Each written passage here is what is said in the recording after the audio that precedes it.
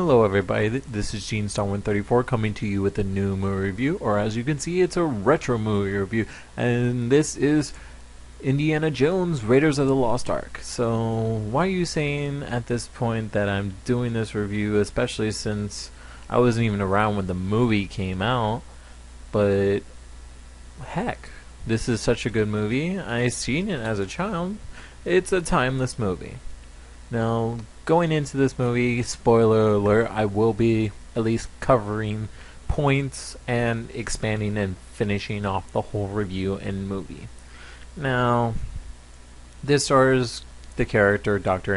Indiana Jones, as everyone can foresee, and he is already on his own mission for his own historical artifact that he wanted to grab, and through all the trips and turns in one of the most famous parts of the movie, he gets the artifact by switching out the artifact with a bag of sand. Now, this is one of the most high-tension cinematic effects in all of just the industry as of now. It's been overused, it's been played on, it's been picked on, and of course, in the movie, it fails. But that's what kind of makes that part great, is the fact that you're like waiting, you don't know what's going to happen. And so he rushes out after being almost crushed by a boulder and surviving. And at this point, you're already saying this is not real, but that's the point of the movie. This is an adventure. This is something that just works great for this movie, and that's what Harrison Ford is in this movie, is an adventurer. So he is greeted by Bullock, the person who is pretty much his competitor, but only does it for the monetary gain instead of actually honoring it for history. So you see this back and forth between the character, and then Indiana Jones is chased off by I think it was pygmies, I'm not too sure. It was a forest. I don't remember exact area. So where you go from that is that he escaped, and you follow him back to his actual college, and you see why the story actually begins. And that is because the government has chosen Indiana Jones to find this artifact called the Ark of the Covenant, because the Nazis at the time want to take over Europe, and they see this as the power that will blow everything away. And the Ark of the Covenant is pretty much the blessings of God into the that were given from Moses as far as the 10 deadly sins. What should not be done, what shall not be done, in so many words. And so the Covenant is the holder for the actual tablets bestowed upon humanity. So you see this back and forth go between just the idea, and then of course Indiana Jones takes it and goes upon the journey. Now what he must do is find an artifact that it shows him the exact location in Egypt. Or no, it was Cairo, sorry. And upon that he has to go to his love interest, Marion Ravenwood, who was the daughter of his former predecessor. And you see her as not just some innocent little girl. You see her as this strong, independent, kind of tomboyish character played by Karen Allen. But it works. It allows you to relate to the character and like her, because she's not some stuck-up Miss Priss little girl. She's underdog, kind of bearing, really not very vicious, but playable. And that's why, if anything, Jones has such an attraction to her. She is a one-of-a-kind character in this movie. And so they have this bout, and she says that she will give the piece that Indiana Jones needs to him. And as he leaves the bar, this group of men come in, and one of them is a Nazi, or the head Nazi for the regime under Hitler. And that he is trying to take the piece that Indiana Jones wants, of course, because of the significance. So there comes into this major battle. It's a fist fight, guns blazing, you name it. Pretty much the whole cliche of the movie, and ends in that the Nazi runs away, and the bar that Marion owned is burned down. So of course she's like, I want half and half of whatever you're doing. Yeah, and in significance, it again, it seems cliche, but it works. Later on, they go into Cairo, and then there's a lot of back and forth. And you see a character named Salah who helps Indiana Jones getting close to the excavation, so that way they can finally find the location of it. Not before a huge chase scene is broken out where Marion is kidnapped and then presumed dead because of what happens. Not before a hilarious scene, one of the most hilarious scenes you can probably think of. Of course, you think there is always a major action sequence when anyone pulls out a weapon or does this kung fu move or something like that, and you always presume an actual real fight scene to pull off. And this is where the original, or at least most recent original cliche that I can think of comes into it, and that is Jones looks at this guy for 10 seconds, pulls out his gun, bam, one shot in the face, and it is completely hilarious. It is something that is used to this day, maybe not to the same extent, but it is used in just about every good movie and every bad movie. So, onwards from there, after a car chase, let's say Marion is put into a basket and kidnapped, and there was an accident and presumed dead. Then you cut to a scene where Bullock is actually trying to persuade Marion to join his side. Either through intimacy, some kind of Stockholm Syndrome idea that he brings along, but he is attracted to Marion, and she plays into that quite well. So, from what happens, Indiana Jones finds a true location, and they cut it very interesting in the fact that they cut to the location and just start digging and digging and digging.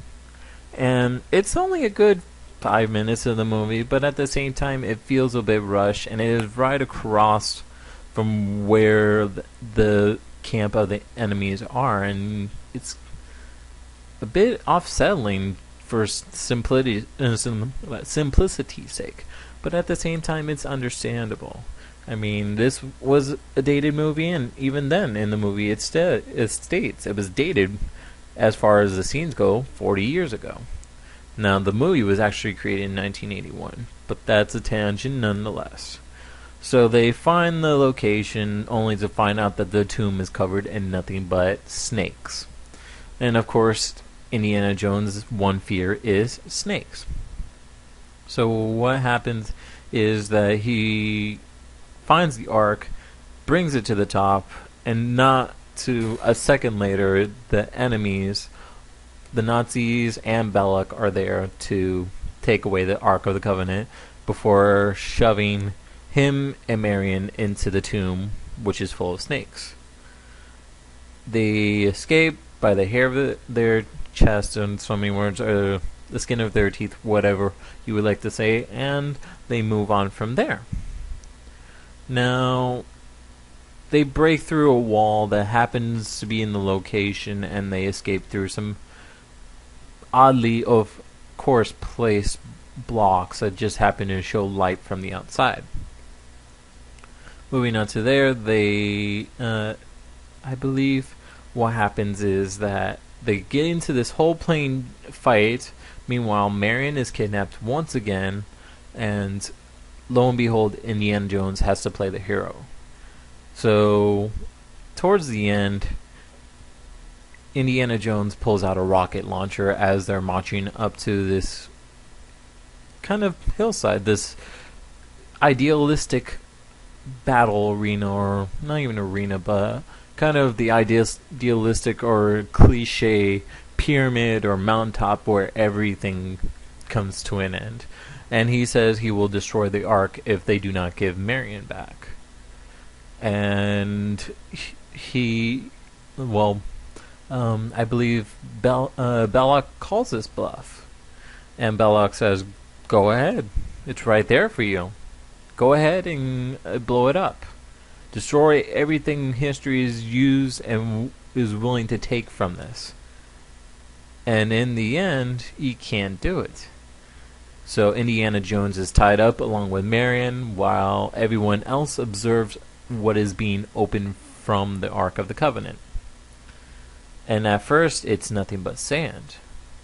Then all of a sudden, supernatural facts start to happen, and that's when, halfway through the whole scene, Indiana Jones says, "Close your eyes," which is another famous point that is placed on every movie, or just about every TV show, movie, video game, well, short-sighted video game.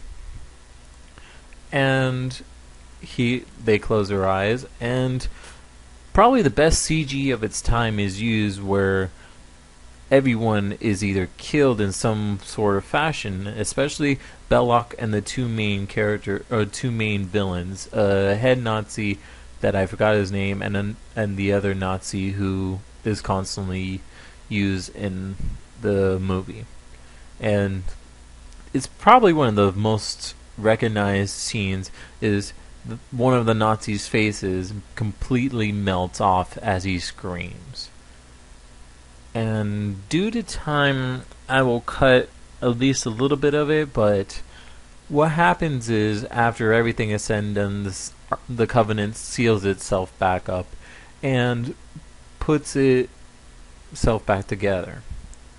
And what happens is, Jones frees himself, and they go back to just regular, where they go back to America, and like nothing happened. They turn the Covenant over to the government, and the most final, if anything, recognizable scene out of the whole entire movie is played, and that is, the government says, "Don't worry about it.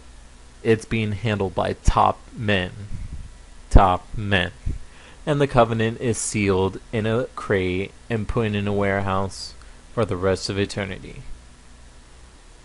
And that is the whole story, in a nutshell. Now, does this make a good movie? Yes, there's nothing bad about it. Yes, it does have its dated points, it does have its dated frustrations, but as a movie, it still offers a lot. It still offers tension, hope, ideals, fights, emotions, everything that's needed to make a good movie. It involves you, it becomes part of you, and it really works for itself. I mean, again, the only thing that really destroys the magic of the movie is at the time, the effects. But granted, movies nowadays can hold up to the effects, but that's the only way you're going to recognize it as something that is 10 years old, 20 years old, 30 years old at this point. And does that stop you should that stop you from watching this movie? Not at all. I would recommend this movie to this day, and I hope you enjoy this review, and I hope you enjoy this playthrough, in so many words, of what the movie was and what it has gone through. And I hope you enjoyed this as much as I did. Indiana Jones and the Raiders of the Lost Ark. See it. It's worth it. Show it to your kids. Show it to everyone. Show it to your family. It is a timeless movie, and this is a retrospective review. And I hope you enjoyed this. This is Gene Starman 34 signing out.